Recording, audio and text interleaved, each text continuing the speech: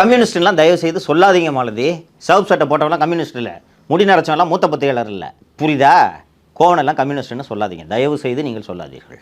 அதுக்கு என்ன காரணம் சொல்றாரு? அந்த வீடியோ பாத்தீங்களா? நான் வந்து தனிப்பட்ட முறையில் பேசக்கூடாதுன்னு சொல்லிட்டு ஒரு காரணம் சொல்றாரு. பார்க்க முடியல சார், அவர் சொல்றாரு, அவருக்கு தெரியுது ஒருத்தவங்களோட தனிப்பட்ட விஷயத்த வந்து நம்ம பேசக்கூடாது. பேசுவாங்கம்மா, பேசக்கூடாது என்றாலும் நான் சொல்றேன், நீ எது இதற்கென்றே சேனல்களை வச்சிருக்காங்களா? உங்களுக்கு நம்ம கைது செய்யப்பட்டப்போ உங்களோட தனிப்பட்ட புகைப்படங்களை வெளியிடுவதற்கென்றே சில சேனல், யூடியூப் சேனல் இருந்துச்சு பார்த்தீங்களா? இதற்கென்று ஒரு மக்கள் கலை இலக்கிய கழகம்னு ஒரு அமைப்பை பயன்படுத்துகிறாங்கன்னா எவ்வளவு செய்திருப்பார்கள். இன்னொன்று, இதே நேரத்தில் ஒரு நிமிடம் ஆனது, இதே நேரத்தில் எல்லாரும் அப்போ ஒன்றாதனமாக இருந்தாங்க. அப்போது நன்றாக நான் சொல்லும் விஷயத்தை கூர்ந்து நீங்கள் கவனிக்க வேண்டும். அப்போ எல்லாரும் ஒன்றாங்க இருந்தாங்களா?